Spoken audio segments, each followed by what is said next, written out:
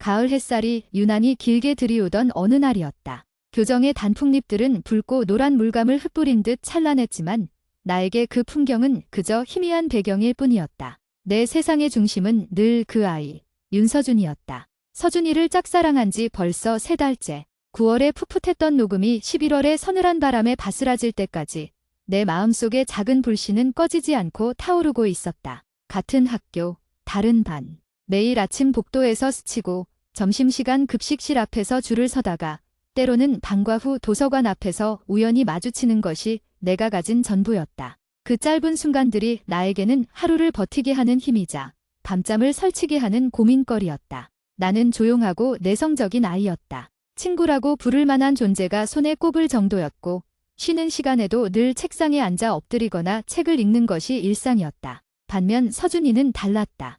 햇살을 닮은 밝은 미소, 늘 주변을 둘러싼 웃음소리, 그의 존재만으로도 왠지 모르게 활기가 넘치는 듯했다. 반에서 인기가 많은 것은 물론이고 학년 전체에서도 모르는 사람이 없을 정도의 진싸였다. 그와 나의 간극은 태평양만큼이나 넓어 보였다. 나의 짝사랑은 인스타그램 팔로우 시도에서 첫 번째 좌절을 겪었다. 용기를 내어 팔로우 버튼을 눌렀지만 며칠이 지나도 마팔 발림은 뜨지 않았다. 그 작은 거절이 나에게는 세상이 무너지는 듯한 충격이었다. 그는 나를 모른다. 내 존재조차 인식하지 못하고 있을 것이다. 그렇게 생각하니 가슴이 저릿했고 서둘러 팔로우를 취소했다. 내 마음이 너무 가벼워 보일까 봐, 혹시라도 그에게 민폐가 될까 봐 두려웠다. 그 이후로 나는 서준이를 더 조심스럽게 피하기 시작했다. 급식실에서 그와 눈이 마주칠 것 같으면 쟁반을 든 채 고개를 돌렸고 복도에서 그를 발견하면 일부러 속도를 늦추거나 다른 길로 돌아갔다.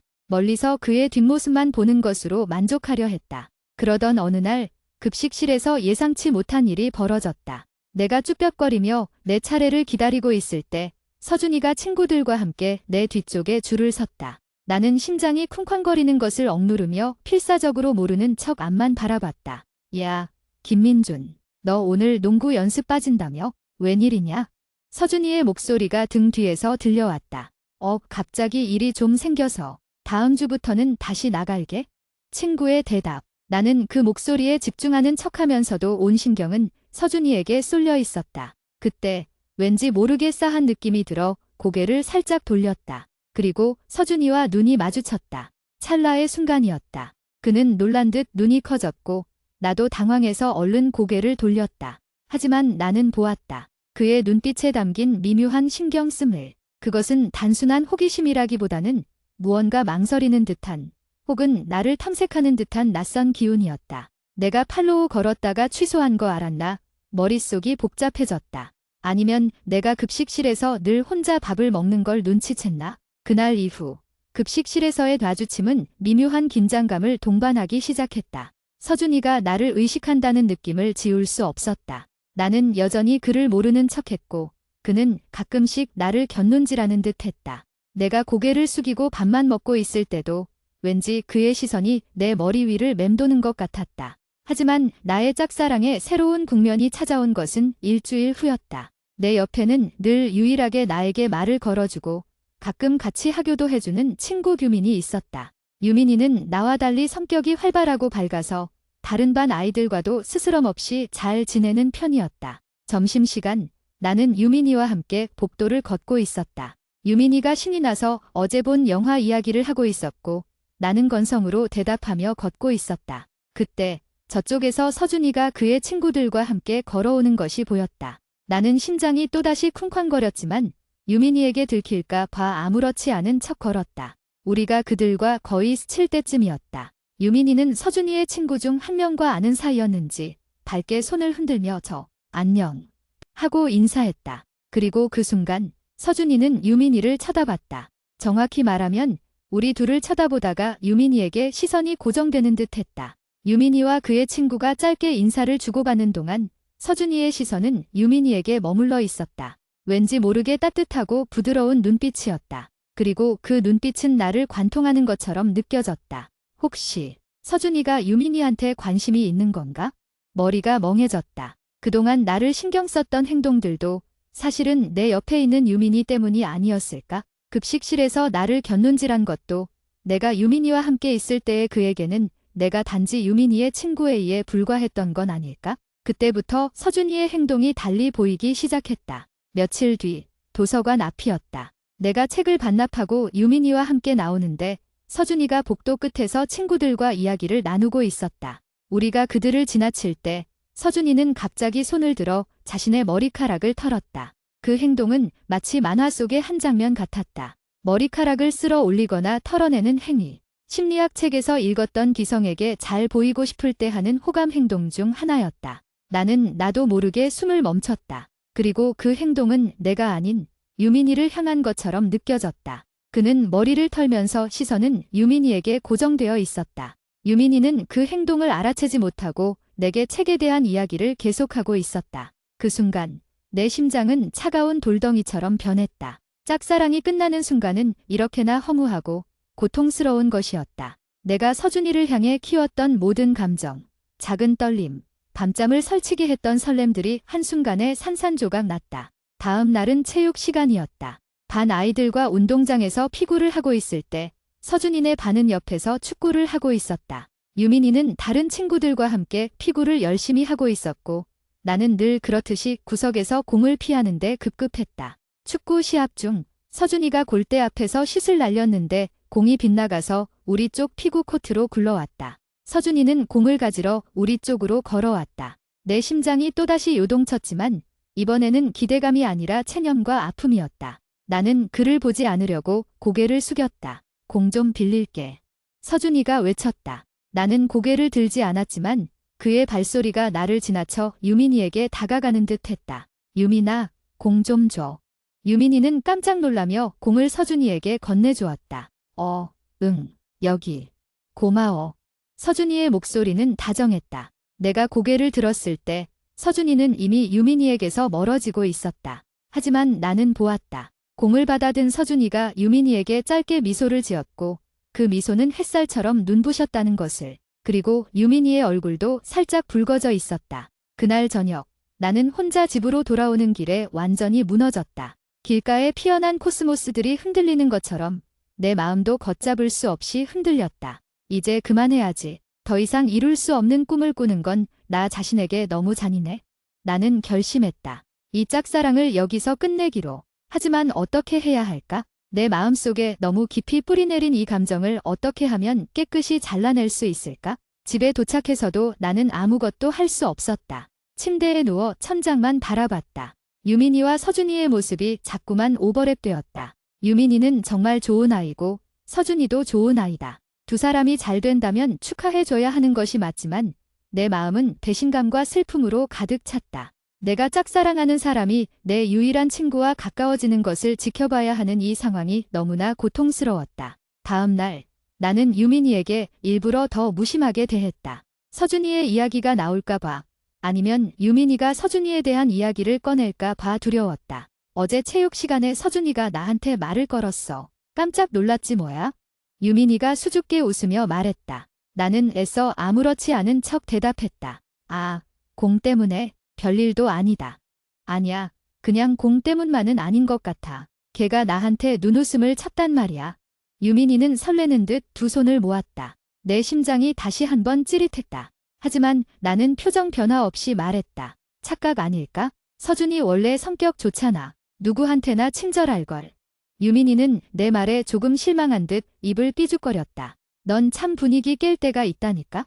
나는 유민이에게 미안했지만 더 이상 그 이야기에 귀 기울일 자신이 없었다. 나의 방어 기제는 차갑고 무관심한 태도였다. 그렇게라도 하지 않으면 내 눈에서 눈물이 쏟아질 것 같았다. 점점 유민이와의 관계도 불편해지기 시작했다. 나는 서준이와 관련된 이야기는 피했고 유민이는 그를 의식하는 듯 자꾸만 서준이의 동선을 묻거나 그에 대한 소문을 이야기하려 했다. 나는 결국 유민이와 함께 다니는 시간을 줄였다. 혼자 다니는 것이 외롭긴 했지만 서준이에 대한 이야기를 듣는 것보다는 나았다. 급식실에서도 나는 유민이에게 같이 먹자는 제안을 거절하고 일부러 빈자리를 찾아 구석에 앉았다. 서준이와 마주치는 것, 그리고 그가 유민이를 쳐다보는 것을 보고 싶지 않았다. 혼자 밥을 먹는 것은 익숙했지만 왠지 모르게 서러움이 밀려왔다. 그때 쟁반을 들고 일어서려는데 익숙한 목소리가 들려왔다. 야, 김민준, 너 오늘 여기 앉아. 오늘 점심은 국이 진짜 대박이다. 서준이의 목소리였다. 나는 고개를 숙인 채 그들이 나를 지나쳐 가기를 기다렸다. 하지만 그들의 발걸음은 내 옆에서 멈췄다. 저기, 나는 고개를 들었다. 서준이가 나를 내려다보고 있었다. 너 밥 혼자 먹네? 그의 눈빛은 아까 유민이에게 보였던 그 다정함과는 또 다른, 약간은 걱정하는 듯한, 혹은 호기심 어린 눈빛이었다. 나는 당황해서 말문이 막혔다. 그때 서준이의 친구가 서준이의 팔을 잡아 끌었다. 야, 빨리 와. 자리 없어진다니까. 서준이는 나를 잠깐 더 바라보더니 다음에 보자라고 짧게 말하고 친구에게 끌려갔다. 나는 밥을 다 먹고도 한참 동안 그 자리에 앉아 있었다. 다음에 보자라니. 그 말이 나에게 던진 작은 돌멩이 하나가 내 마음속에 잔잔했던 물결을 다시 휘젓기 시작했다. 나는 분명 포기하려고 했는데 그의 작은 말 한마디에 또다시 흔들리고 말았다. 그날 밤, 나는 밤늦게까지 고민했다. 이 짝사랑을 끝내는 가장 깔끔하고 나를 덜 아프게 하는 방법은 무엇일까?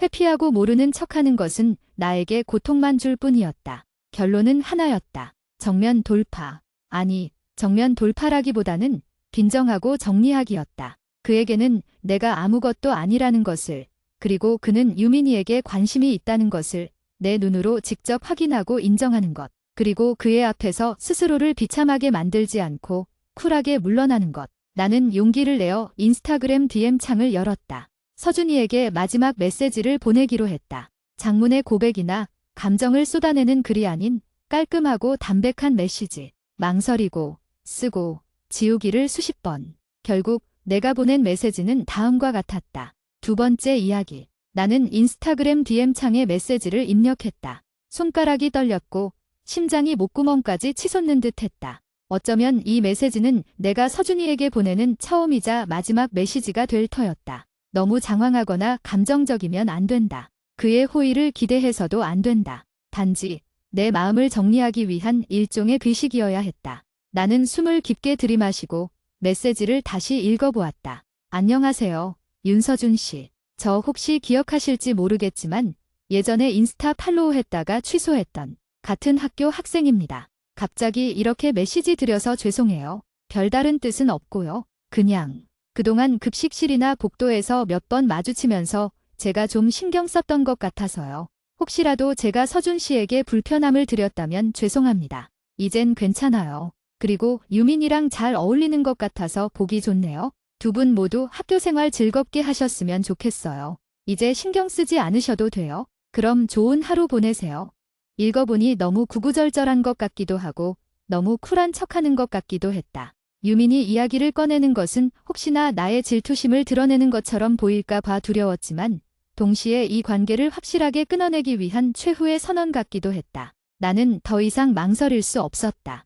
손가락이 보내기 버튼을 눌렀고 메시지는 전송되었다. 메시지를 보내고 나니 텅 빈 기분이 들었다. 동시에 무거운 짐을 내려놓은 듯한 해방감도 밀려왔다. 이제 서준이의 답장을 기다릴 필요도 없고 그의 동선을 살피며 하루를 보낼 필요도 없다. 나는 이제 자유로웠다. 물론 아픔이 밀려오긴 했지만 이는 예상된 수순이었다. 나는 휴대폰을 덮고 책상에 엎드렸다. 그리고 결심했다. 이제부터는 나 자신에게 집중하기로. 짝사랑에 쏟았던 에너지를 공부와 자기계발에 쏟기로. 다음 날 학교에 갔을 때 나는 마음을 단단히 먹었다. 급식실에서 서준이를 마주쳐도 눈길조차 주지 않으리라. 유민이와의 관계도 자연스럽게 회복하고 더 이상 서준이에 대한 이야기를 듣고 불편해하지 않으리라. 점심시간, 나는 유민이와 함께 밥을 먹으러 갔다. 오랜만에 유민이와 같이 밥을 먹으니 유민이도 기분이 좋아 보였다.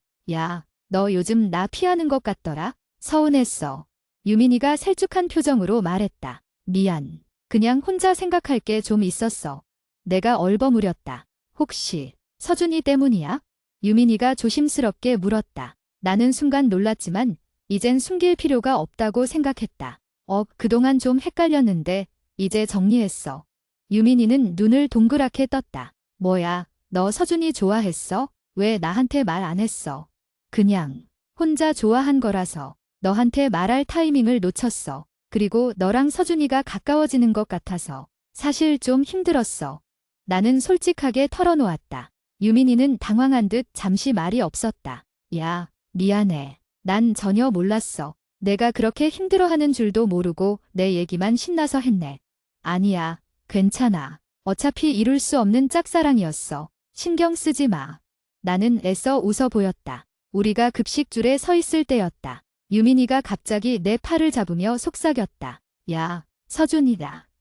나는 본능적으로 고개를 숙였다. 하지만 유민이는 서준이를 향해 밝게 손을 흔들었다. 서준이는 친구들과 함께 있었고 우리를 보고는 살짝 미소를 지었다. 그리고 유민이에게 가볍게 고개를 끄덕였다. 나는 서둘러 눈을 내리깔았다. 그런데 그때 익숙하지만 낯선 목소리가 들려왔다. 저기. 나는 다시 고개를 들 수밖에 없었다. 서준이가 친구들을 뒤로하고 나에게 다가와 있었다. 어제 인스타 메시지 봤어. 서준이의 목소리는 평소처럼 밝았지만 왠지 모르게 진지함이 섞여 있었다. 나는 심장이 다시 쿵쾅거리는 것을 느꼈지만 이제는 덤덤하게 대처해야 했다. 아, 네, 죄송해요. 갑자기 메시지 보내서. 아니, 죄송할 것까지야. 괜찮아. 서준이는 잠시 망설이더니 말을 이어갔다. 근데 내가 너한테 불편하게 행동한 건 없었어? 메시지에 신경 썼다고 해서. 나는 그의 눈을 피하지 않고 마주 보았다. 아니요. 그런 건 아니고요. 제가 혼자 착각하고 신경 썼던 거예요. 이제 괜찮습니다. 그때 유민이가 끼어들었다. 야, 서준아. 너 혹시 유빈이한테. 아니지. 혹시 너. 유민이가 서준이에게 무슨 말을 하려는지 알 것 같았다. 서준이가 유민이에게 관심이 있느냐고 묻고 싶었던 것이 분명했다. 나는 유민이의 팔을 살짝 잡아당겼다. 제발 아무 말도 하지 마 하는 무언의 신호였다. 서준이는 유민이를 바라보더니 다시 나에게 시선을 돌렸다. 유민이랑 잘 어울린다는 말 고마워. 서준이가 말했다. 그의 표정은 미묘했다. 약간은 난처해하는 것 같기도 하고 무언가 숨기려는 듯한 느낌도 들었다. 나는 애써 밝게 말했다. 네. 두 분 보기 좋아서요. 그럼 저해 먼저 갈게요. 나는 유민이를 재촉해 급식줄을 따라 움직였다. 서준이는 왠지 모르게 그 자리에서 한동안 우리 뒷모습을 바라보는 듯 했다. 나는 뒤돌아보지 않았다. 밥을 먹는 내내 유민이는 흥분해서 속삭였다. 야, 너 서준이한테 메시지 보낸 거야? 뭐라고 보냈는데? 너 진짜 대단하야. 그냥 안녕. 이제 나 신경 쓰지 마. 뭐 이 정도? 나는 핵심만 말했다. 근데 서준이 표정이 좀 이상했어. 뭔가 착잡해 보였다고 해야 하나? 너 혹시 고백했어? 유민이가 눈을 가늘게 떴다. 아니야. 그냥 마음 정리했다고 말한 것뿐이야. 이제 서준이 이야기는 그만하자. 나는 단호하게 선을 그었다. 그날 이후 나는 평온함을 되찾는 듯 했다. 서준이에게 메시지를 보낸 후 나는 그에게 짝사랑의 종결을 공식적으로 통보한 셈이었다. 이제 그가 나를 신경 쓰든 유민이를 신경 쓰든 그것은 나의 문제가 아니었다. 나는 정말 열심히 공부했다. 짝사랑에 쏟았던 감정의 에너지를 전부 책과 문제집으로 돌렸다. 밤늦게까지 도서관에 남아 공부했고 성적은 눈에 띄게 올랐다. 새로운 목표가 생기니 삶에 활력이 넘쳤다. 유민이와의 관계도 예전처럼 편안해졌다. 우리는 더 이상 서준이에 대한 이야기를 하지 않았다. 유민이도 서준이에 대한 설렘이 약간 사그라든 듯 했다. 서준이가 유민이에게 적극적으로 다가오지 않자 유민이도 자연스럽게 다른 것에 관심을 돌린 것 같았다. 평화로운 일상이 지속되던 중 예상치 못한 변수가 생겼다. 바로 팀 프로젝트였다. 2학년 2학기 말 학교에서는 학년 통합으로 창의적 체험 활동 팀 프로젝트를 진행하게 되었다. 주제는 학교 생활 개선 방안이었고 각 팀은 다른 반 학생들로 구성되어야 했다. 선생님은 조원 명단을 발표했다. 나는 사조에 배정되었고 조원들의 이름이 호명되는 순간 나는 귀를 의심했다. 사조, 김유빈, 우리 반, 이지숙 옆반, 그리고 윤서준, 서준이 반. 나는 멍하니 칠판을 바라보았다. 세상이 나를 시험하는 것 같았다. 애써 정리하고 잊으려고 노력했는데 하필이면 그와 한 조가 되어야 한다니. 첫 조별 모임은 방과 후 도서관 학습실에서 진행되었다. 나는 일부러 5분 정도 늦게 도착했다. 늦게 가면 이미 다른 조원들이 자리를 잡고 앉아 있을 테니 그와 단둘이 마주칠 상황은 피할 수 있을 것이라 생각했다. 학습실에 들어서자 창가에 있는 큰 테이블에 3명의 학생이 앉아 있었다. 우리 반 이지수, 그리고 다른 반 남학생 1명, 그리고 윤서준이었다. 유빈아, 여기야, 여기. 이지수가 손을 흔들며 나를 불렀다. 나는 어색하게 웃으며 다가갔다. 서준이는 나를 보더니 자리에서 살짝 일어나 의자를 빼주었다. 안녕. 서준이가 나에게 짧게 인사했다. 그의 목소리는 차분했고 예전의 미묘한 신경씀은 느껴지지 않았다. 단지 같은 조언으로서의 인사일 뿐이었다. 안녕. 나도 최대한 담담하게 대답했다. 네 명이 마주 앉으니 어색한 기류가 감돌았다. 나는 서준이와 눈이 마주치는 것을 피하고 오직 이지수와 다른 조원에게만 말을 걸었다. 자, 그럼 우리 조장부터 정할까? 이지수가 활발하게 분위기를 이끌었다. 서준이가 맡는 게 어때? 서준이가 제일 리더십 있을 것 같은데?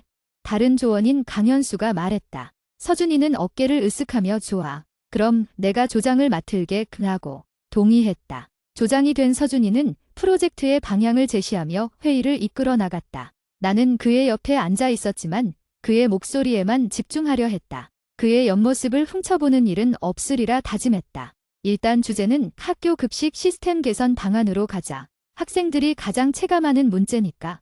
서준이가 말했다. 좋아요. 그럼 설문조사부터 할까요?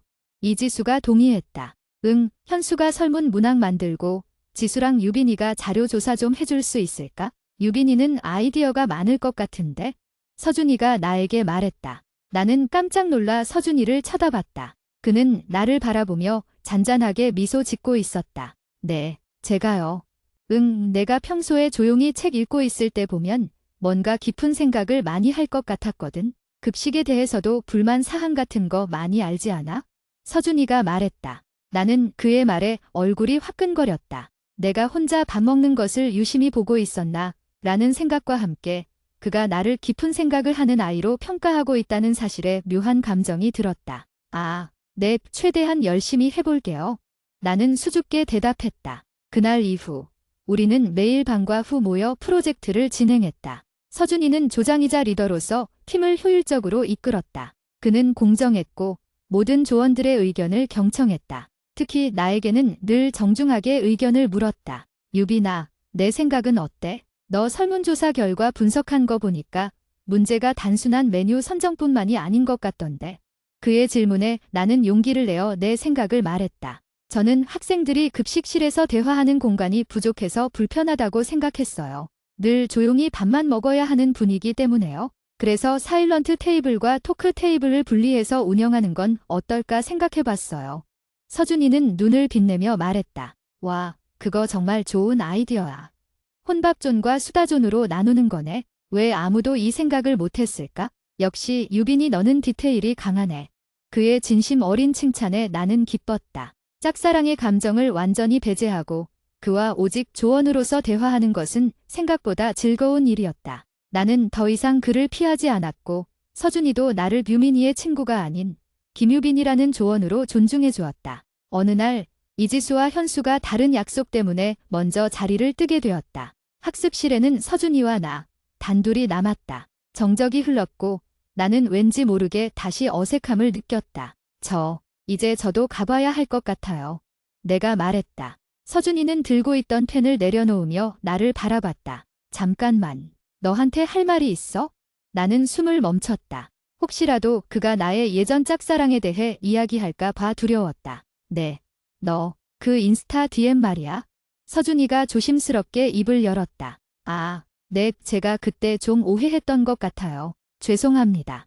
나는 서둘러 사과했다. 서준이는 고개를 저었다. 아니, 사과할 필요 없어. 오히려 내가 너한테 사과하고 싶었어. 네, 왜요? 나는 이해할 수 없었다. 서준이는 한숨을 쉬었다. 솔직히 말하면 내가 나 팔로우했다가 취소한 거. 알았어. 나는 얼굴이 빨개졌다. 어떻게? 너 팔로우 취소하기 전에 내가 봤거든. 그리고 사실 나도 좀 신경 쓰였어. 서준이가 말했다. 뭐려? 너 급식실에서 혼자 밥 먹는 거? 복도에서 늘 고개 숙이고 조용히 걷는 거? 다른 애들은 너를 별로 신경 안 쓰는 것 같았는데 나는 자꾸 내가 눈에 들어왔어. 서준이는 솔직하게 털어놓았다. 그래서 내가 너를 곁눈질했던 것도 맞아. 너는 왜 나를 신경 쓰는 거지? 왜 나를 피하는 거지? 궁금했어. 나는 그의 말에 충격을 받았다. 내가 모르는 척했던 모든 순간 그는 나를 인식하고 있었다니. 근데 유민이는요? 유민이랑 같이 있을 때 저한테 머리 털기 같은 호감 행동 하셨잖아요. 내가 용기를 내어 물었다. 서준이는 눈을 동그랗게 뜨더니 이내 푸릇하고 웃음을 터뜨렸다. 뭐, 머리 털기. 아, 그거. 그때 머리에 먼지 묻은 것 같아서 털었던 건데 그걸 내가 호감 행동으로 봤구나. 나는 너무 당황해서 얼굴을 가렸다. 아, 네, 죄송합니다. 제가 오해를. 아니야, 오해할 수도 있지?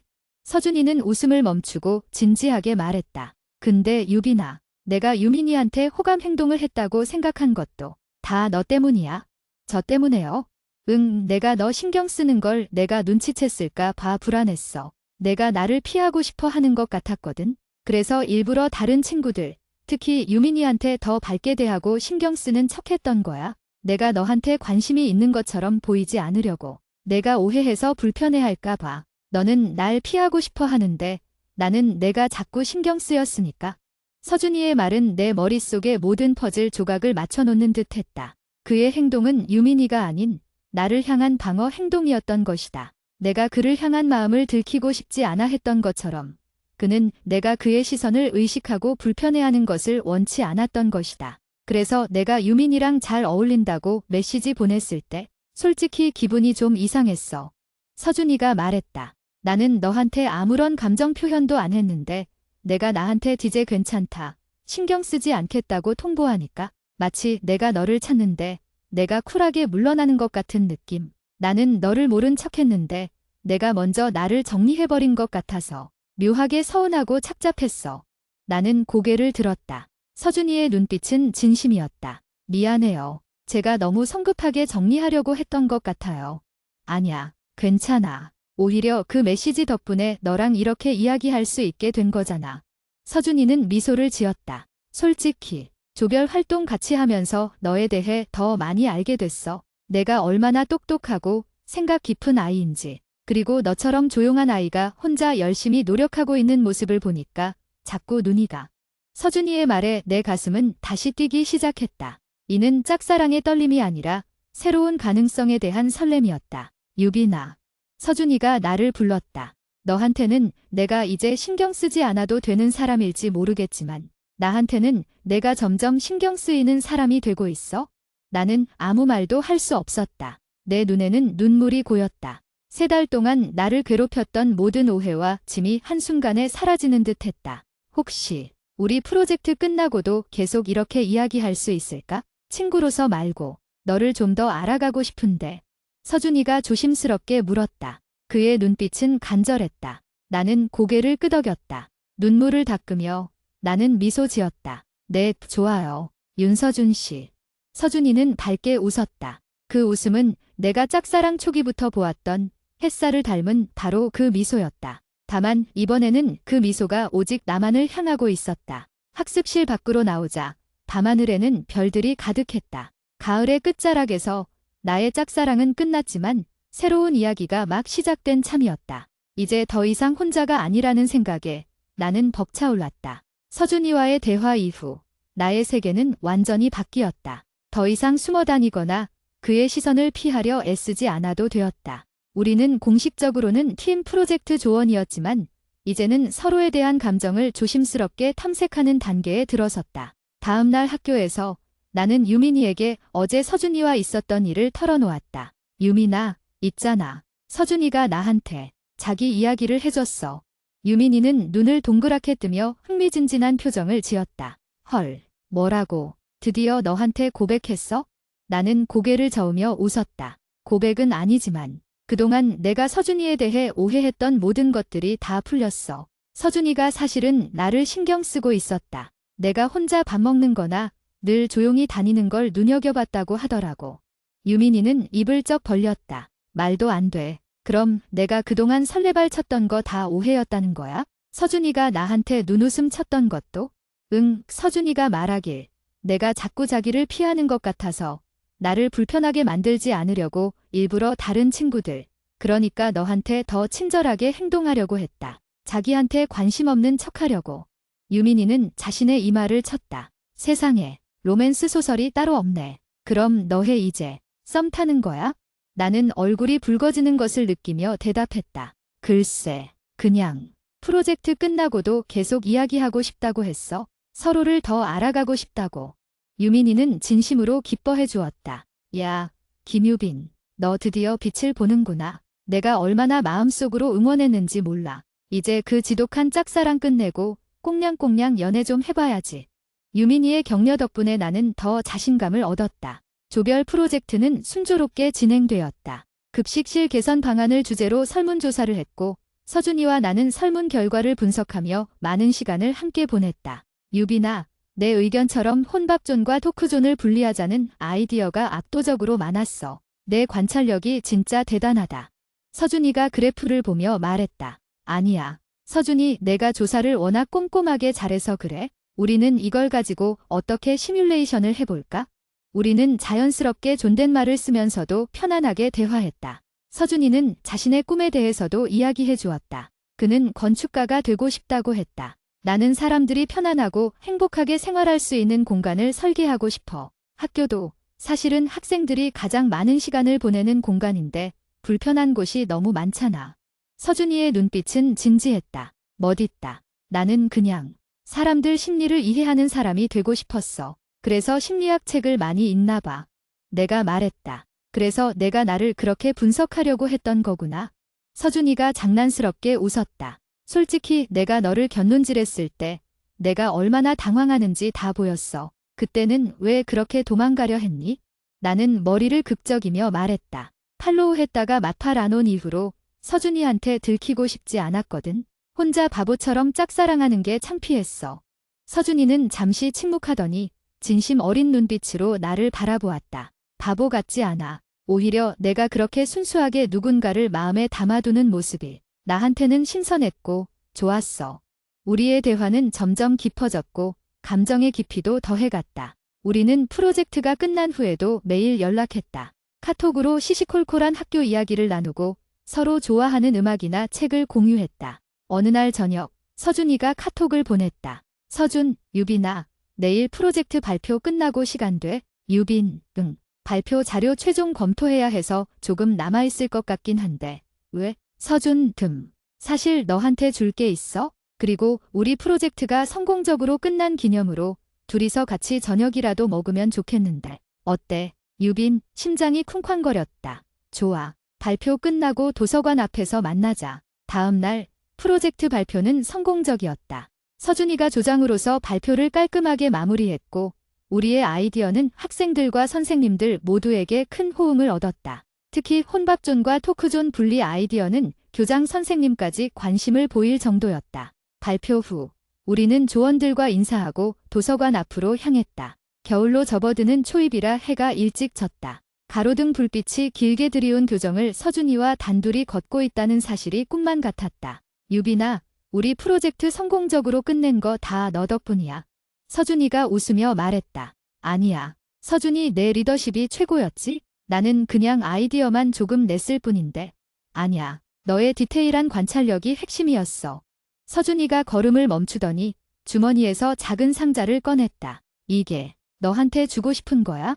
나는 떨리는 손으로 상자를 받았다. 은은한 광택이 도는 작은 상자였다. 상자를 열어보니 안에는 작고 예쁜 은색 책갈피가 들어있었다. 책갈피에는 얇은 글씨로 YJ라고 새겨져 있었다. YJ.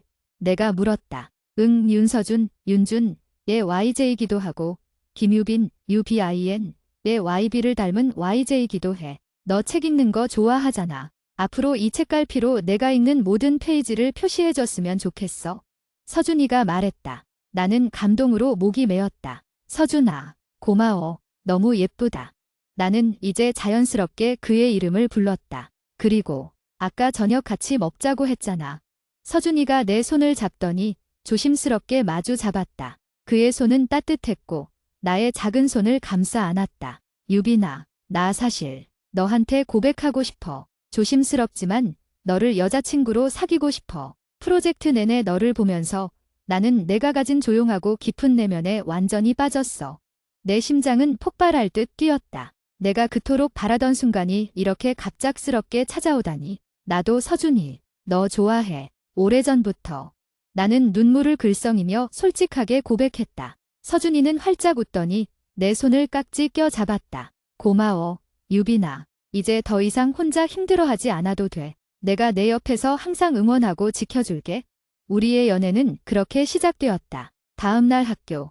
우리는 연애 사실을 공개하지 않았지만 이미 유민이는 눈치채고 난리였다. 야, 너희 손잡고 학교 왔지? 왔지? 어제 저녁 뭐 먹었어? 키스는 했어? 안 했어? 유민이가 쉴 새 없이 나를 추궁했다. 아직 그런 건 안 했어. 그냥 같이 밥 먹고 서로에 대한 이야기 많이 했어. 나는 웃으며 유민이를 달랬다.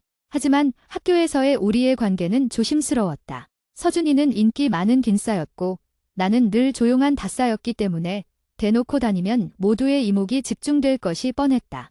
우리는 주로 방과 후에 도서관이나 조용한 카페에서 데이트를 즐겼다. 서준이는 연애를 시작한 후 나를 더 세심하게 챙겨주었다. 급식실에서 일부러 내 뒤에 줄을 서서 내가 밥을 혼자 먹지 않도록 친구들에게 자연스럽게 합석하도록 분위기를 만들었다. 어느 날 급식실에서 서준이가 나를 자기 친구들에게 소개했다. 얘들아, 인사해. 내 여자친구 김유빈이야. 그리고 우리 학교 급식 시스템 개선 프로젝트의 핵심 아이디어 뱅크였지. 서준이가 나를 당당하게 소개했다. 서준이의 친구들은 놀라면서도 따뜻하게 환영해 주었다. 특히 서준이가 가장 친한 친구인 김민주는 나에게 말했다. 야, 서준이가 너 얘기 많이 했어. 너 진짜 똑똑하고 착한 아이 같다고. 드디어 내가 서준이 마음을 훔쳤네. 축하해, 유빈아. 나는 그들의 환대에 감격했다. 짝사랑하는 동안 내가 겪었던 외로움과 서러움이 한순간에 녹아내리는 듯했다. 서준이는 나를 그의 세상 속으로 자연스럽게 끌어들였다. 하지만 우리의 연애에도 작은 어려움은 찾아왔다. 바로 시선이었다. 학교 복도에서 서준이와 함께 걸을 때면 다른 학생들의 시선이 느껴졌다. 특히 서준이를 좋아했던 여학생들의 시선은 따가웠다. 서준이의 밝고 명랑한 이미지가 나의 조용하고 내성적인 이미지와 너무 대비되었기 때문일까? 사람들은 수근거렸다. 제가 윤서준이랑 사귄다고? 어떻게? 쟤 맨날 혼자 다니던 애 아니야? 윤서준이 왜 쟤를 만나? 나는 그들의 시선과 속삭임에 다시 위축되기 시작했다. 내가 서준이에게 어울리는 여자친구가 아닐지도 모른다는 불안감이 다시 고개를 들었다. 어느 날 방과 후 우리는 도서관에서 데이트를 하고 있었다. 내가 책을 읽고 있을 때 서준이가 내 얼굴을 유심히 바라보았다. 왜 그래?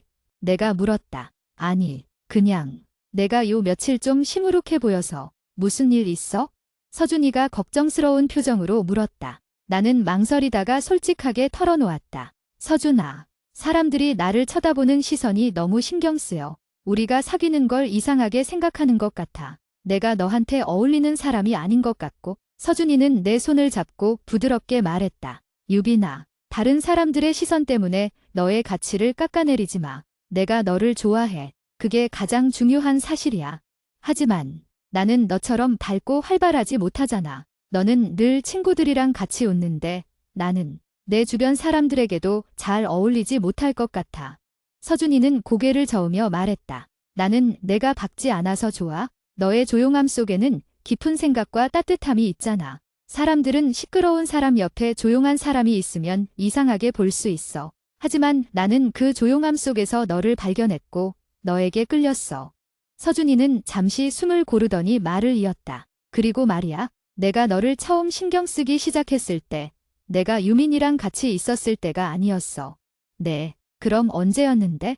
바로 너 혼자 급식실에서 밥을 먹고 있을 때였어. 모든 애들이 시끄럽게 이야기하고 웃고 있는데 너 혼자 고개를 숙이고 조용히 밥을 먹고 있는 모습이 왠지 모르게 외로워 보였고 동시에 강해 보였어. 다른 사람들에게 신경 쓰지 않고 스스로의 시간을 보내는 모습이 인상적이었거든. 그때부터 나는 내가 자꾸 신경 쓰였어.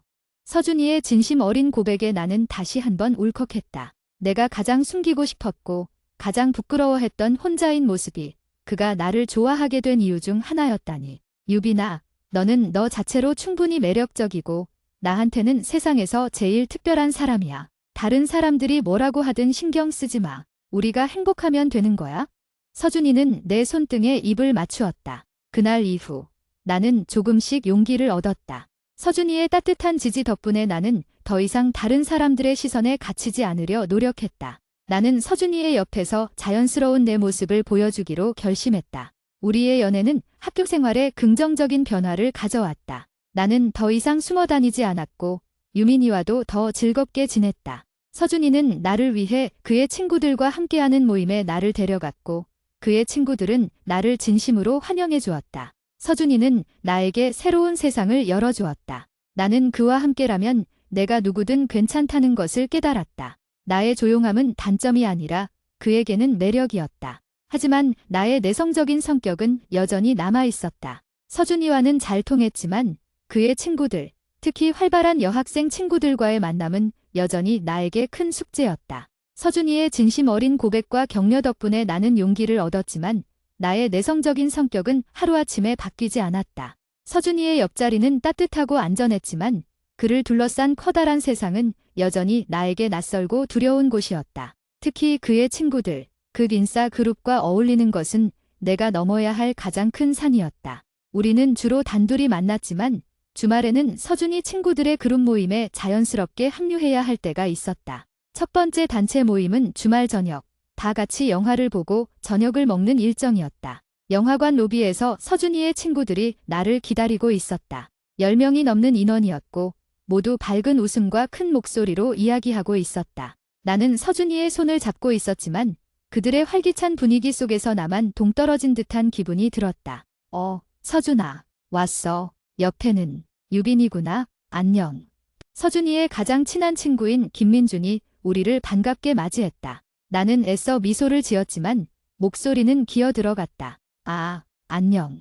나머지 친구들은 나에게 짧게 인사를 건넸지만 그들끼리의 대화는 끊이지 않았다. 나는 그들의 대화 주제를 따라잡기 어려웠다. 새로 나온 아이돌 이야기, 곧 있을 축제 준비 이야기, 주말에 다녀온 여행 이야기 등 내가 모르는 이야기들 뿐이었다. 나는 그저 서준이의 옆에 서서 가끔 고개를 끄덕이거나 웃는 것이 전부였다. 마치 투명 인간이 된 것 같았다. 서준이는 그런 나를 배려해 주려고 노력했다. 유빈아, 너 이 영화 보고 싶다고 했잖아. 우리 저번 주에 얘기했지? 라며 나에게 말을 걸거나 걔들아, 유빈이가 요즘 읽는 책이 진짜 재밌대. 같이 추천받아 볼래? 라며 대화에 끼워 넣으려고 애썼다. 하지만 나는 그의 노력에 부응할 수 없었다. 억지로 대화에 끼려 하면 오히려 더 어색해졌고 사람들의 시선이 나에게 집중되는 순간 온몸이 굳어버렸다. 저녁 식사 자리에서는 상황이 더욱 악화되었다. 시끄러운 식당, 테이블을 가득 채운 친구들, 넘쳐나는 대화 속에서 나는 숟가락만 들고 밥을 먹었다. 그때 서준이 옆에 앉아있던 한 여학생, 박혜리가 나에게 말을 걸었다. 혜리는 서준이와 같은 반이었고 꽤나 눈에 띄게 예쁘고 당찬 아이였다. 서준이를 오랫동안 짝사랑해 왔다는 소문이 있었다. 유빈아, 너 서준이랑 어떻게 친해졌어? 서준이가 워낙 발이 넓잖아. 너는 우리 반도 아닌데? 혜리의 목소리에는 미묘한 날이 서 있었다. 나는 순간 당황했다. 조별 프로젝트 때문에? 급식 프로젝트. 내가 그 혼밥존 자이디어 냈던 애구나. 혜리는 겉으로는 웃었지만 그 웃음에는 비웃음이 섞여 있는 것 같았다. 서준이가 너 엄청 칭찬하긴 하더라. 조용하고 생각 깊다고. 근데 서준이는 원래 활발한 사람 좋아하지 않았어? 매일 축구하고 떠들고 에너지 넘치는 사람이랑 어울려 다녔잖아. 혜리의 질문은 날카로웠고 내 가장 깊은 불안을 찔렀다. 나는 서준이에게 어울리지 않는 사람이라는 것. 서준이가 혜리의 말을 막으려 했다. 혜리야, 그런 말은 왜 해? 유빈이는 내가 좋아서 만나는 거야? 어머, 농담도 못해. 궁금해서 그랬지? 그냥 신기해서. 서준이랑 유빈이랑 같이 있는 거 보면 그림이 좀 많이 달라서. 혜리는 말을 이어갔다. 유빈아, 너는 왜 그렇게 조용해? 서준이 옆에서는 좀 웃고 신나게 놀기도 해야지. 너 너무 재미없어 보여. 나는 얼굴이 화끈 달아올랐다. 내 귀에는 주변의 모든 소음이 사라지고 오직 혜리의 목소리만이 맴도는 것 같았다. 저는 원래 말이 별로 없어서요. 나는 간신히 대답했다. 그럼 서준이랑 데이트할 때도 이렇게 조용해? 서준이 심심하겠다. 혜리는 쐐기를 박았다. 서준이는 화가 난 듯 숟가락을 내려놓았다. 박혜리, 그만해. 유빈이 불편하게 만들지 마. 알았어. 미안. 혜리는 가볍게 사과했지만 이미 나의 기분은 최악이었다. 그날 이후 나는 서준이의 친구들 앞에서 더 이상 예전의 나로 있을 수 없었다. 해리의 말처럼 내가 재미없는 여자친구로 낙인 찍히고 결국 서준이가 나에게 질릴까 봐 두려웠다. 나는 억지로 밝은 척하기 시작했다. 서준이 친구들의 모임에 가면 그들의 대화에 억지로 끼어들려고 노력했다. 나도 그들처럼 큰 소리로 웃고 과장된 리액션을 했다. 하지만 이는 나에게 엄청난 에너지를 소모하게 했다. 집에 돌아오면 녹초가 되었고 내 모습이 너무나 가식적으로 느껴져 스스로에게 실망했다. 며칠 후 서준이와 단둘이 데이트를 할 때였다. 우리는 예전처럼 조용하고 아늑한 카페에서 만났다. 내가 예전처럼 책을 읽지 않고 계속 휴대폰만 들여다보며 카톡을 확인하고 억지로 활발한 이야기를 꺼내려고 애쓰는 모습을 서준이가 유심히 지켜보았다. 유빈아, 요즘 너 좀 이상해. 서준이가 조용히 말했다. 나는 깜짝 놀라 휴대폰을 내려놓았다. 뭐가? 너 요새 너무 피곤해 보여. 그리고 예전에 너 같지 않아. 전에는 나랑 같이 있으면 조용히 책 읽거나 내 얘기에 귀 기울여주는 내 모습이 좋았는데 요새는 자꾸 억지로 말을 하려고 하고 나한테서 눈을 떼지 못하고 불안해하는 것 같아. 서준이의 목소리에는 걱정과 함께 약간의 서운함이 섞여 있었다. 나는 서준이의 말에 오히려 화를 냈다. 이는 내가 억지로 감추려 했던 불안감이 들통났기 때문이었다. 내가 그럼 내 옆에서 조용히만 있어야 해? 해리 말처럼 내가 너한테 재미없는 여자친구면 어떡해? 너는 인싸인데 나는 늘 조용하기만 해서 내 친구들이 나를 싫어하면 어떡해? 나는 목소리를 높였다. 서준이는 침착하게 내 손을 잡았다. 유빈아, 해리가 무슨 말을 했는지 알아. 하지만 내가 왜 해리의 말에 휘둘려야 하는 거야? 나는 내가 억지로 재미있는 사람이 되려고 노력하는 모습을 원하지 않아. 그럼 내가 너한테 어울리지 않는다는 거잖아. 너는 주변에 밝고 예쁜 여자애들이 얼마나 많은데 나만 이렇게 조용하고 사회성도 없으니까 내가 나한테 질릴까 봐 불안하다고.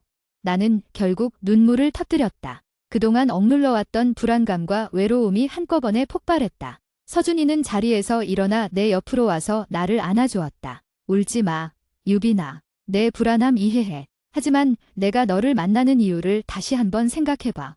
그는 나를 진정시키고는 다시 마주 앉았다. 그의 눈빛은 흔들림 없이 나를 향했다. 나는 내가 조용하고 말이 없고 억지로 웃지 않아서 좋아. 너는 나에게 늘 진실된 내 모습을 보여줬잖아. 내가 나를 짝사랑할 때도, 혼자 힘들어할 때도, 그리고 나에게 용기를 내서 솔직하게 DM을 보냈을 때도 너는 늘 너였어. 그 진정성이 나를 움직인 거야? 내가 만약 너처럼 늘 활발하고 시끄러운 사람을 원했다면 해리를 만났겠지. 하지만 나는 너에게서 내가 갖지 못한 차분함과 깊이를 발견했어. 너는 겉모습으로 사람을 판단하지 않고 스스로의 세계가 확고하잖아. 내가 가장 존경하는 부분이야. 서준이는 내 손을 꼭 잡았다. 내가 억지로 나한테 맞춰서 힘들게 웃고 억지로 대화에 끼려고 애쓰는 모습을 보면 나는 오히려 슬퍼. 내가 사랑하는 유빈이가 아니니까. 내가 억지로 만든 모습이 아니라 내 본연의 모습이 나에게는 가장 매력적이야. 그리고 내 친구들이 너를 어떻게 생각하든 신경 쓰지 마. 그들은 내가 어떤 사람인지 잘 모르니까 그런 말을 하는 거야. 시간이 지나면 너의 진심을 알게 될 거야. 만약 끝까지 너를 이해하지 못하는 친구가 있다면 그건 그들의 문제지. 내 문제가 아니야. 서준이의 말은 나에게 큰 위로가 되었다. 그는 나의 연인이자 나의 가장 든든한 지지자였다. 그의 진심은 나의 불안을 잠재웠고 나는 다시 나의 본래 모습으로 돌아가기로 결심했다. 미안해, 서준아. 내가 너무 바보 같았어. 나를 사랑해주는 너의 마음을 믿지 못하고 다른 사람들의 시선에 갇혀서 나 자신을 잃을 뻔했어. 괜찮아. 내가 옆에 있잖아. 서준이는 따뜻하게 웃었다. 그날 이후 나는 다시 예전의 김유빈으로 돌아갔다. 서준이의 친구들 모임에 가도 억지로 말을 하려 애쓰지 않았다. 그들이 이야기할 때는 조용히 경청했고 나에게 질문이 올 때만 진심으로 대답했다. 신기하게도 내가 스스로의 불안을 극복하고 편안해지자 상황은 바뀌기 시작했다. 한 번은 서준이 친구들과 함께 보드게임을 하러 갔는데 나는 게임 중간에 규칙을 이해하지 못해 우왕좌왕했다. 그때 서준이의 친구 중 한 명인 지수가 나에게 다가왔다. 유빈아, 너 혹시 루미큐브 해봤어? 이거 복잡한데 너 머리 좋으니까 금방 익힐 거야. 내가 알려줄게. 지수는 해리와 달리 나에게 호의적이었다. 나는 지수에게 집중해서 게임 규칙을 배웠고 곧 게임의 패턴을 분석해 능숙하게 플레이하기 시작했다. 나의 차분한 분석력과 논리적인 사고방식은 보드게임에서 빛을 발했고 서준이의 친구들은 나에게 환호했다. 와, 유빈이 너 대박이야. 아까 룰도 몰랐는데 갑자기 전략가가 됐네. 민준이가 놀라며 말했다. 책 많이 읽는 애들은 역시 달라. 유빈아, 너 이 다음 수를 어떻게 예측했어? 지수도 감탄했다. 나는 수줍게 웃으며 내 생각을 설명했다. 사람들은 내가 가진 지적인 매력에 반응하기 시작했다. 나는 억지로 활발한 사람이 될 필요가 없었다. 내가 가진 조용함과 깊이가 나의 강점이라는 것을 깨달았다. 그날 밤, 서준이가 나에게 메시지를 보냈다. 서준, 유빈아, 오늘 내가 게임하는 모습 보면서 내가 얼마나 뿌듯했는지 몰라. 내가 너의 모습 그대로 빛나는 걸 보니까 내가 너를 사랑한다는 사실이 다시 한번 자랑스러웠어. 유빈, 서준아, 고마워. 내 덕분에 내가 나 자신을 사랑하는 법을 배우는 것 같아. 우리는 서로의 다름을 인정하고 그 다름이 우리의 관계를 더욱 풍요롭게 만든다는 것을 깨달았다. 서준이는 나의 조용한 세상을 이해하려 했고 나는 서준이의 활기찬 세상에 조심스럽게 발을 들여놓기 시작했다. 하지만 우리의 이야기는 아직 끝나지 않았다. 겨울방학이 다가오고 있었고 서준이와 나에게는 또 다른 시련이 기다리고 있었다. 바로 미래와 관련된 문제였다. 5번째 이야기. 겨울방학이 코앞으로 다가왔다. 우리 학교는 12월 말에 종업식을 하고 길고 추운 겨울방학에 들어갈 예정이었다. 서준이와 나의 관계는 이전보다 훨씬 더 깊어지고 단단해졌다. 우리는 서로에게 가장 편안하고 의지되는 존재가 되었다. 내가 서준이의 활기찬 친구들과 자연스럽게 어울리게 되면서 서준이도 나의 조용한 세계를 이해하고 함께 즐기게 되었다. 우리는 때로는 시끌벅적한 보드게임 카페에서 웃었고 때로는 조용한 서점에서 몇 시간씩 함께 책을 읽었다. 하지만 겨울방학은 우리에게 새로운 종류의 고민거리를 안겨주었다. 서준이는 자신의 꿈인 건축가가 되기 위해 이과 공부에 매진하고 있었고 나는 심리학을 공부하며 빈문학 쪽으로 진로를 굳히고 있었다. 문과와 이과, 진로의 방향이 완전히 달랐다. 어느 날 우리가 도서관에서 기말고사 대비 공부를 하던 중이었다. 서준이가 수학 문제를 풀다가 펜을 내려놓고 나를 바라보았다. 유빈아, 너는 정말 심리학에 관심이 많지? 응, 사람들이 왜 그런 행동을 하는지, 내가 겪었던 불안감 같은 것들은 대체 어디에서 오는지, 이런 것들을 깊이 있게 이해하고 싶어. 내가 대답했다. 너는 어때? 건축가 되는 거 흔들림 없어? 서준이는 창밖을 바라보며 말했다. 흔들림은 없지? 다만 우리가 3학년이 되면 엄청 바빠질 거라는 생각이 들어서. 3학년, 입시. 그것은 우리에게 너무나 현실적인 문제였다. 우리는 연애를 막 시작했지만 앞으로 1년 동안은 우리의 모든 에너지를 학업에 쏟아야 할 시기가 다가오고 있었다. 서준아, 걱정하지 마. 우리 서로 열심히 응원해주자. 주말에 잠깐씩 만나서 서로의 힘든 부분을 공유하는 것만으로도 큰 힘이 될 거야. 내가 서준이의 손을 잡으며 말했다. 서준이는 내 손을 깍지 끼며 말했다. 물론이지. 그런데 유빈아, 우리는 대학에 가서도 같이 있을 수 있을까? 그 질문은 나의 심장을 덜컥 내려앉게 했다. 서준이는 명문대 건축학과를 목표로 하고 있었고 나 역시 인문학 분야에서 괜찮은 대학을 가고 싶었다. 하지만 우리의 목표 대학은 지리적으로 그리고 성적으로도 조금의 차이가 있었다. 게다가 그의 목표는 서울이었고 나는 비교적 현실적인 타협점을 생각하고 있었다. 우리 아직 3학년도 안 됐는데 너무 앞서가는 거 아니야? 나는 애써 밝게 대답했다. 아니야. 미리 생각해야 해. 유빈아, 나는 너랑 오래 함께하고 싶어. 단순한 고등학교 연애로 끝내고 싶지 않아. 내가 내 옆에 있는 것이 내 삶의 가장 중요한 부분이 되었거든. 서준이는 진심을 담아 말했다. 그래서 말인데, 방학 동안 진로에 대해 깊이 고민해보는 시간을 갖자. 그리고 우리 서로의 목표를 공유하고 어떻게 맞춰갈 수 있을지 이야기해보자. 나는 고개를 끄덕였다. 그의 솔직함이 고마웠다. 겨울방학이 시작되었다. 매일같이 붙어 다녔던 우리는 각자의 집에서 학업에 집중했다. 서준이는 수학과 과학 특강을 들었고 나는 사회탐구와 국어에 매달렸다. 우리는 매일 밤 2시간 정도의 화상통화 시간을 가졌다. 이 시간은 우리에게 일종의 의식과 같았다. 서로의 공부 진도를 확인하고 하루 동안 있었던 사소한 일들을 이야기했다. 어느 날 서준이가 나에게 새로운 제안을 했다. 서준, 유빈아, 우리 방학 끝나기 전에 여행 한번 갈까? 단둘이 말고 유민이랑 민준이, 서준이 친구랑 같이 넷이서. 유빈, 여행. 갑자기 3학년 앞두고 너무 무리 아니야? 서준, 반이야. 딱 1박 2일만. 짧게 바람 쐬고 오자. 우리가 너무 숨막히게 공부만 하는 것 같아. 그리고 3학년 되면 진짜 못 놀잖아. 마지막 추억 만들자. 나는 서준이의 제안에 망설였지만 그의 진심이 느껴졌다. 그리고 유민이와 민준이도 흔쾌히 동의하면서 우리는 짧은 겨울 여행을 계획했다. 4명의 여행은 우리의 관계를 또 다른 차원으로 끌어올렸다. 여행지에서 유민이와 민준이는 자연스럽게 서로에게 호감을 느꼈고 우리는 커플 데이트를 하는 듯한 분위기 속에서 즐거운 시간을 보냈다. 밤에는 4명이 둘러앉아 진솔한 이야기를 나누었다. 서준아, 너 진짜 유빈이 많이 좋아하는구나. 유민이가 맥주 캔을 들고 말했다. 물론 우리는 청소년이었기에 탄산음료를 마셨다. 당연하지. 유빈이가 얼마나 좋은데? 내가 이렇게 진심으로 누군가를 만나는 건 유빈이가 처음이야. 서준이가 내 어깨를 감싸며 말했다. 민준이가 서준이에게 물었다. 근데 너의 진로 때문에 고민 많겠다. 너 서울 건축학과 가야 하잖아. 서준이는 잠시 침묵하더니 말했다. 응, 그래서 유빈이랑 이야기하고 있어? 나는 무조건 서울로 갈 거야. 꿈을 포기할 수는 없어. 그는 나를 바라보았다. 유빈아, 너는 어때? 나는 심호흡을 했다. 이 자리에서 나의 솔직한 생각을 이야기해야 했다. 나는 서준이가 꿈을 향해 나아가는 것을 응원해. 하지만 나 역시 나의 현실을 생각해야 해. 내가 목표로 하는 대학들은 서준이의 목표 대학과는 조금 달라. 내가 굳이 서준이 때문에 무리해서 목표를 상향 조정하거나 아니면 서준이가 나 때문에 목표를 낮추는 것은 우리 모두에게 불행할 것 같아. 유빈아, 서준이가 나를 걱정스러운 눈빛으로 바라보았다. 하지만 그렇다고 해서 우리가 헤어져야 한다는 뜻은 아니야.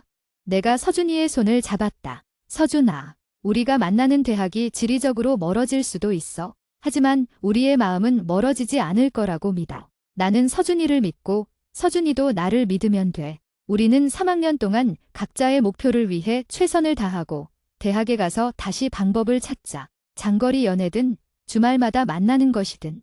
서준이는 나의 말에 깊은 감명을 받은 듯 했다. 그는 눈시울이 붉어진 채 나를 꼭 끌어안았다. 유빈아, 내가 그렇게 말해줘서 정말 고마워. 내가 현명하게 우리의 미래를 봐주는구나. 그래, 우리 각자의 자리에서 최선을 다하자. 그리고 내 말대로 우리의 마음만은 멀어지지 말자. 민준이와 유민이도 우리를 보며 박수를 쳤다. 우리의 불안감은 이 여행을 통해 확신으로 바뀌었다. 우리는 서로를 포기하는 대신 각자의 성장을 응원하는 연애를 하기로 다짐했다. 방학이 끝나고 우리는 3학년이 되었다. 서준이는 이과반, 나는 문과반으로 나뉘었지만 우리의 마음은 늘 연결되어 있었다. 우리는 점심시간에 급식실에서 잠시 만나거나 쉬는 시간에 복도에서 짧은 인사를 나누는 것으로 만족해야 했다. 우리의 데이트는 주말의 도서관 데이트가 전부였지만 서로를 향한 신뢰와 애정은 더욱 깊어졌다. 수능이 다가왔다. 3학년 2학기는 전쟁과 같았다. 나는 서준이에게 부담을 주지 않으려고 일부러 연락도 줄였다. 서준이 역시 나에게 깊은 이해와 배려를 보여주었다. 수능 전날 서준이는 나에게 전화를 걸어왔다. 유빈아, 내일 떨지 말고 내가 준비한 모든 것을 보여주고 와. 내가 너를 응원할게. 시험 끝나고 우리 그때 그 카페에서 만나자. 응, 서준아, 너도 힘내. 파이팅. 수능이 끝났다. 나는 시험을 잘 봤다는 생각보다는 드디어 이 지독한 레이스가 끝났다는 해방감에 젖어 있었다. 서준이를 만난 카페에서 우리는 마주 앉아 서로의 시험 이야기를 나누었다. 서준이의 표정은 만족스러워 보였고 나의 마음도 한결 가벼웠다. 유빈아, 이제 우리 대학 걱정은 잠깐 접어두고 실컷 놀자. 서준이가 웃으며 말했다. 하지만 우리의 미래에 대한 이야기는 다시 수면 위로 떠올랐다. 서준이는 예상대로 서울에 있는 명문대 건축학과에 합격했다. 그리고 나는 아쉽게도 서준이의 대학과는 거리가 먼 비교적 가까운 지역의 대학 심리학과에 합격했다. 합격 소식을 듣고 서준이는 나에게 진심으로 축하해 주었지만 우리는 서로의 눈빛에서 피할 수 없는 현실을 읽었다. 축하해, 서준아. 내가 내 꿈을 이뤘구나. 나는 진심으로 기뻤지만 눈물이 났다. 유빈아, 왜 울어? 너도 내가 원하던 심리학과에 합격했잖아. 축하해. 서준이가 내 눈물을 닦아주었다. 하지만 너무 멀다. 서준아, 서울이랑 여기는? 서준이는 잠시 말이 없었다. 그리고는 결심한 듯 나에게 말했다. 유빈아, 우리가 떨어져 있는 것은 사실이지만 우리의 관계를 끝낼 이유는 되지 않아. 우리는 고등학교 3년 동안, 아니, 내 짝사랑 기간까지 포함하면 훨씬 더 오랜 시간 동안 서로를 지켜봤잖아. 서로를 향한 믿음이 얼마나 단단한지 우리 스스로가 가장 잘 알고 있어.